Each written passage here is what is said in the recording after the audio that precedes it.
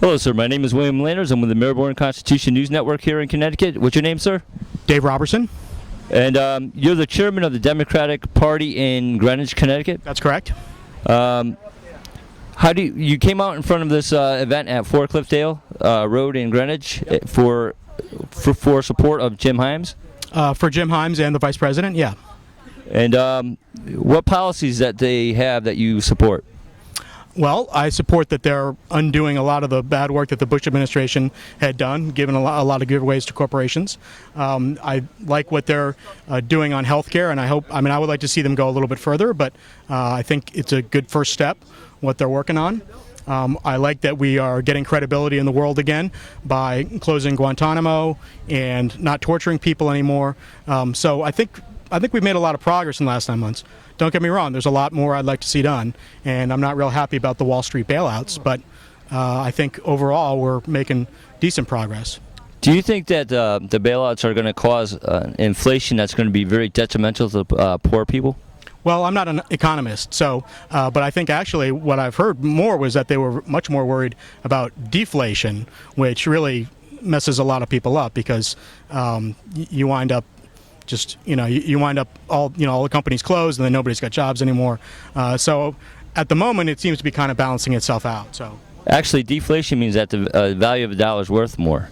It means that, yeah. I mean, so like in a way it'll be like, yeah, I wouldn't mind that so much. But if you're selling a product or a service and your prices are going down, then that means the income that you've got coming in is less. So it would take less dollars to purchase something, though.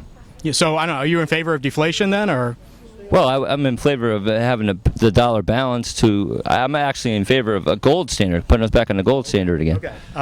Yeah, I mean, I can't really comment on that. But right now it seems to be more or less balanced. I'd like to see them maybe do a little bit further, like what FDR did with the New Deal. I think we could use that kind of change again. See, a piece of gold back in ancient Greece, you would be able to buy a nice fancy toga, a nice sash, a nice pair of sandals. Okay? A piece of gold today is worth the same exact thing. You could buy a nice suit, nice belt, and nice shoes. Okay. So what I'm saying is the value of the gold never changed. Right. It was this inflationary thing. Right. When you're printing fiat money. Okay. Yeah. It's not backed by anything. It's not worth anything. Okay. So it would take more of those to purchase a home. It would take more of those to purchase a soda or anything else. So when the value is worth more, like we used to be able to buy a Coke for 15 cents. Yeah. And a lot of senior citizens today were working at that rate. Yeah, I mean, sure, I'd love to go back to that, but I don't see any realistic way to do that. So, but the gold standard, I think the boat sailed on that a long time ago. So, well, do you think maybe that we should, start trying to get rid of the Federal Reserve Bank, who prints this money, and go back? Even the central bank would be better than that because at least Congress would control it. I don't really have a particular opinion on it. Again, I'm not an economist, so. The Federal Reserve, they created it for a reason. It probably does have too much power, but most banks can effectively print money. You deposit $1,000 in the bank, they can then go and loan out like $10,000, right? So really, the banks all kind of, it's kind of a weird thing to think about, and I don't really have an answer to those kind of questions. Well, when they were on the gold standard, they couldn't do that. See, it was backed by gold. They actually did. I mean, they it out. It was a Federal Reserve note. Back in the Middle Ages, they started loaning out more money than they had with that leverage. But anyway, that's not really a productive conversation. Well, it is because see with them loaning trillions of dollars out. What it does is it creates a devaluation of dollars, so it takes more dollars to purchase something.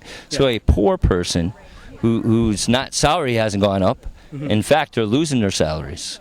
It's detrimental to them to have the value of the dollar, be worth less. It's worth about 4 cents right now. Yeah, and again, I mean, right now. I know you're from Greenwich. I know it's hard to understand that. Well, no, not at all. I'm actually, believe it or not, I don't get paid anything for my chairman job, so I struggle to get by.